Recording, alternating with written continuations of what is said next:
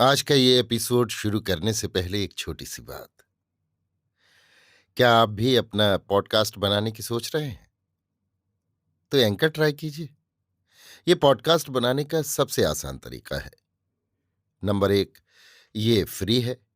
Number 2, इसमें कई सारे ऐसे टूल्स हैं जो आपको अपने फ़ोन और कंप्यूटर पर रिकॉर्ड और एडिट करने की फैसिलिटी देते हैं।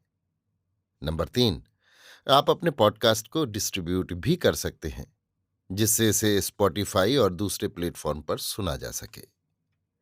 तो डाउनलोड कीजिए फ्री एंकर ऐप या विजिट कीजिए anchor.fm पर अपना पॉडकास्ट स्टार्ट करने के लिए।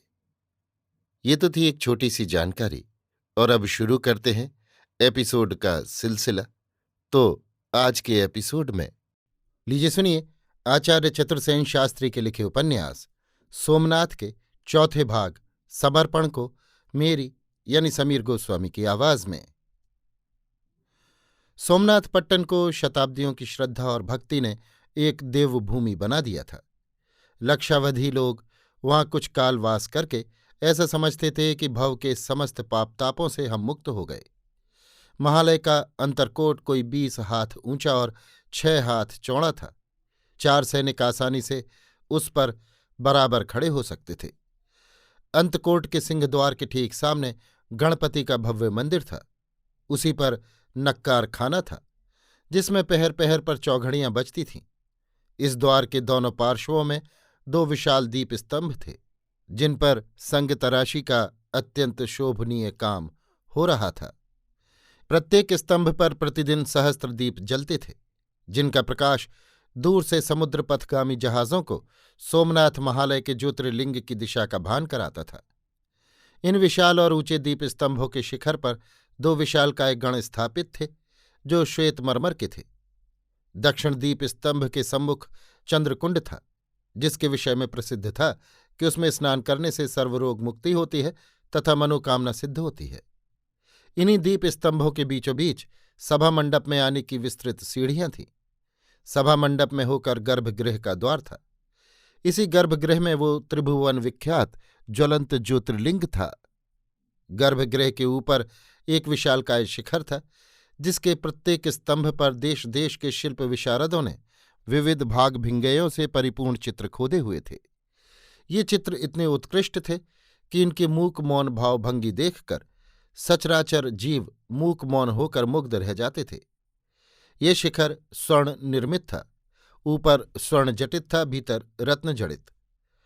सूर्य की सतेज किरणों की चमक में वो द्वितीय सूर्य की भांति चमकता था, और भीतर के रत्न गर्भगृह के सहस्त्र दीपों के प्रकाश में मुखरित हो अद्भुत शोभा विस्तार करते थे।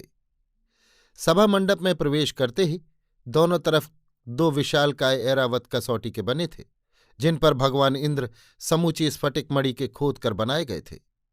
देवराज इंद्र की भावभंगी ऐसी थी मानो वे सोमनाथ ज्योतिर्लिंग की पूजा करने अभी अमरपुरी को त्याग कर महालय में आए हैं। सभा मंडप 48 खंभों पर था, और वो इतना विशाल था कि उसमें 5 सहस्त्र आदमी खड़े होकर ज्योतिर्लिंग के दर्शन कर सकते थे। खंभों पर रंग बिरंगे रत्नों की पच्चीकारी की गई थी, जिनके कीमती पत्थरों की खुदाई देखते ही बनती थी। मंडप के सामने पूर्व दिशा में मुंह किए विशालकाय नंदी था, जो ठोस चांदी का बना था। वो 1 सहस्त्र भार वजनी था। सहस्त्रावधि श्रद्धालु यात्री मात्र उसकी पूंछ का स्पर्श करके ही अपने को भव बाधा पार समझते थे। ज्योतिर्लिंग पर दिन रात अखंड रुद्री होती थी, और सम्मुख सभा मंडप में सूर्योदय से मध्य रात्रि तक निरंतर नृत्य होता था। अभी सूर्योदय नहीं हुआ था। गंग सर्वज्ञ बाघ चर्म पर बैठे अर्चन विधि संपन्न करा रहे थे। गर्भगृह के बाहर सभा मंडप में सहस्त्रों भावुक भक्त दर्शन की अभिलाषा में खड़े थे। शस्त्राभिषेक और श्रृंगार हो चुकने पर सर्वज्ञ ने गंगा की ओर संकेत किया। गंगा चौला का हाथ पकड़कर सर्वज्ञ के सम्मुख गई। चौला आशंका से परिपूर्ण थी। गंग सर्वज्ञ ने उसके सिर पर हाथ रखकर कहा, कल्याणी, ये आज कार्तिक एकादशी का महापर्व है। महालय की नृत्यशाला के नियमानुसार जो 18 प्रकार का नृत्य, 12 प्रकार के अभिनय और 7 प्रकार के संगीत शास्त्र में निष्णात हो, वही आज आरती के समय पहली बार देवता के आगे नृत्य कर सकती है। बाले, वो अधिकार गंगा की साक्षी से आज मैं तुझे देता हूं। आज के इस धन्य क्षण में तू अपनी देह यष्टि का बाल पुष्प देवता को अर्पण कर, तन मन सब कुछ देवार्पण कर, जिससे देवाधिदेव सोमनाथ तुझ पर प्रसन्न हो। आज तेरी जन्म जन्म की तपश्चर्या सफल होगी। तू अपनी इंद्रियों का और मनोवृत्ति का घोर दमन कर, आहार निद्रा और वासना का संयम रख और भगवान सोमनाथ में जीवन को लय कर। ये कहकर सर्वज्ञ ने चौला के मस्तक पर हाथ रखा और चौला अर्धमूर्छित सी उसी स्थान पर पृथ्वी पर गिरकर भगवान सोमनाथ के चरणों में जैसे लीन हो गई। आरती का समय हो गया। प्राची दिशा में उषा की लाली झलकने लगी। दीप स्तंभों पर सहस्त्र सहस्त्र दीप जल रहे थे। परकोट पर दीपावली झलक रही थी। सभा मंडप में लोगों के ठठ जमे थे। सभा मंडप में स्वर्ण के दीप स्तंभों पर घृत के सुगंधित दीप जल रहे थे। मंडप के बीचों बीच जंजीर में लटके हुए सोने के 80 मन वजनी महाघंट का अकस्मात घोर रव होने लगा, जो मेघ गर्जन के जैसा लगता था। घंट रव बार बार होने लगा। सहस्त्र सहस्त्र हाथों ने उसे स्पर्श किया। उसके साथ ही सहस्त्र सहस्त्र कंठों से सोमनाथ की जय, ज्योतिर्लिंग की जय, महेश्वर की जय के निनाद से दिशाएं कंपित होने लगीं। सबकी उत्सुक दृष्टि गर्भगृह की ओर थी, जहां रत्न जटित स्वर्ण दीपाधारों में अगरू और चंदन के तेल के दिए जल रहे थे। गर्भगृह के बीचों बीच छाती के बराबर ऊंचा सोमनाथ का ज्योतिर्लिंग पुष्पों और विल्व पत्रों के ढेर में दिख रहा था। उसके ऊपर पन्ने का छत्र था और स्वर्ण जलधारी से गंगोत्तरी का जल बूंद बूंद टपक रहा था। 100 वेदज्ञ ब्राह्मण सामगान युक्त स्वर से पुरुष सूक्त का पाठ कर रहे थे। नक्कार खाने में नक्कारे पर चोट पड़ी। शहनाई बज उठी। लोग धकापेल करते हुए आगे बढ़े।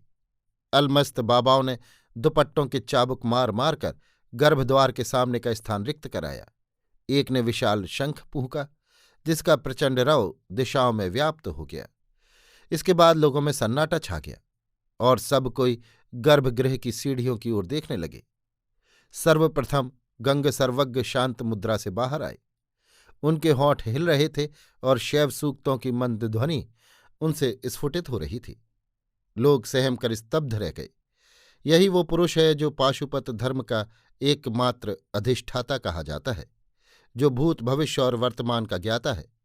काश्मीर से कन्याकुमारी तक और विंध्य से हिमालय के उस पार तक जिसकी अखंड शिष्य परंपरा है।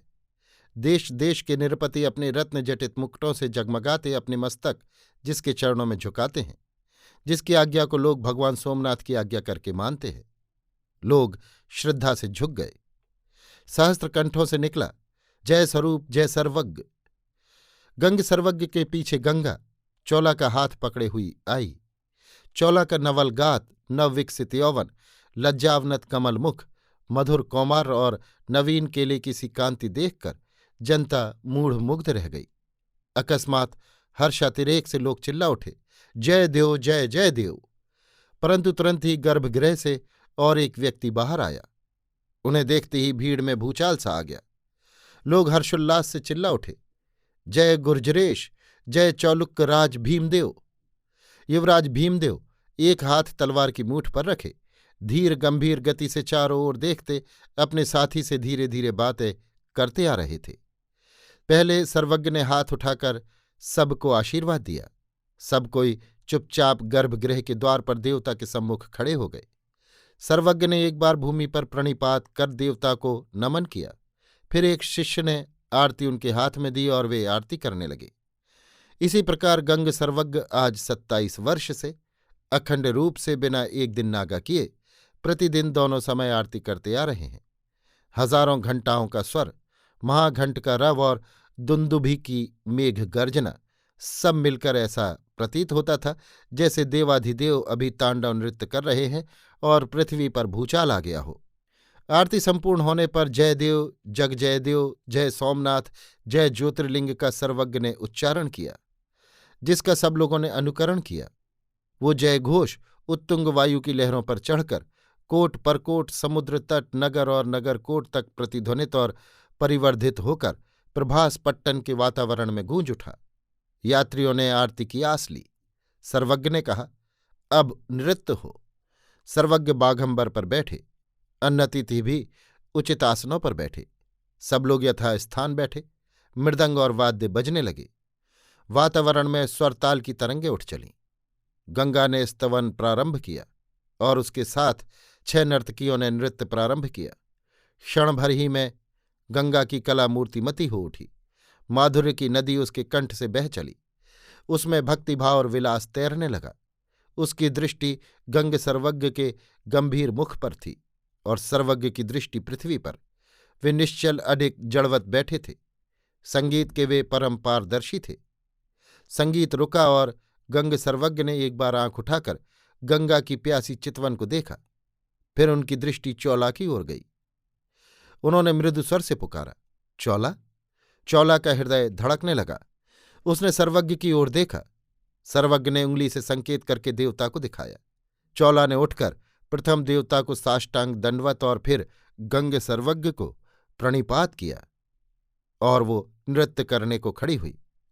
वातावरण नीरव हो गया। सहस्त्रों दृष्टि उसी पर थी। केवल गंग सर्वज्ञ पृथ्वी पर आंखें जमाए थे। गंगा ने उसका ऊपर का आवरण हटाया। मंडप के उन रत्न दीपों के प्रकाश में वो शतदल श्वेत कमल सी किशोरी जब अपना समस्त अनावृत सौरभ लेकर लोगों की दृष्टि में चढ़ी तो जनसमूह में उन्माद की आंधी आ गई। जनसमूह मुग्ध मौन अवाक रह गया। तभी मृदंग पर थाप पड़ी और कोमल पद की हल्की ठोकर से सुनहरी घुंघरू बज उठे। छन्न। मृदंग ने दौड़ भरकर फिर थाप भरी और घुंघरू बजे, छन्न छन्न छन्न। फिर तो नूपुर शोभित लाल कमल से वे चरण श्वेत प्रस्तर के उस सभा भवन के विस्तार को छू छू कर ऊधम मचाने लगे।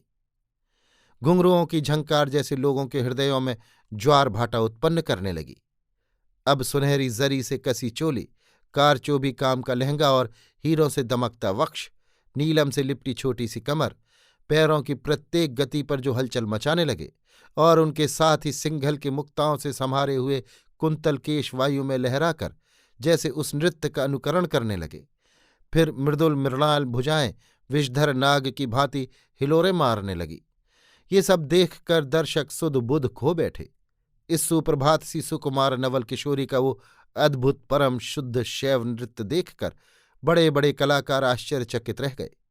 ऐसा प्रतीत होता था जैसे शुभ्र शोभना शरद ऋतु मूर्तिमती होकर उषा के उस मनोरम काल में सोमनाथ महालय में उतर आई हो। धीरे धीरे उसका बाह ज्ञान लुप्त होने लगा। उसके सामने सहस्त्रों नरमुंड एकटक उसी को देख रहे थे। इसकी उसे सुध न रही। वो एक बार गंग सर्वज्ञ और फिर देवता के ज्योतिर्लिंग को देख अधीर भाव से नृत्य करने लगी। उतुंग पर्वत श्रृंग से गिरते हुए झरने के वेग के समान उसका वेग हो गया। मृदंग वादक हाँफने लगे। तंतुवाद्य केवल कंपन ध्वनित करने लगे। चौला के चरणों ने जो गति ली वो मानो गतिहीन हो गई। अंततः उसकी गति मंद पड़ने लगी। वो पुष्प भार से नमित वृंत की भांति धीरे धीरे नीचे को झुकती गई। ताल का ठेका धीमा हुआ और चौला वहीं देव सानिध्य में सहस्त्र जनता के समक्ष पृथ्वी पर बेसुध होकर गिर पड़ी। जन जन की नसों में प्रत्येक रक्त बिंदु नृत्य कर रही थी। दर्शक निर्निमेष निस्पंद बैठे रह गए। गंग सर्वज्ञ ने अश्रुपूरित नेत्रों से गंगा की ओर देखकर कुछ संकेत किया। गंगा ने यत्न से चौला को अंक में भरा और उसे कक्ष से बाहर ले गई। गंग सर्वज्ञ स्वप्निल से चुपचाप उठकर अपने आवास में गए। सबके हृदयों में एक ही कल्पना, एक ही छलना, एक ही मूर्ति जागृत हो रही थी। वो मूर्ति चौला की थी। शुक्र नक्षत्र की भांति देदीप्यमान और शुभ्र चांदनी की भांति व्यापक शीतल और वज्रमणि की भांति बहुमूल और दुष्प्राप्य, शारदीय सुषमा की भांति शतधौत शुभ्र।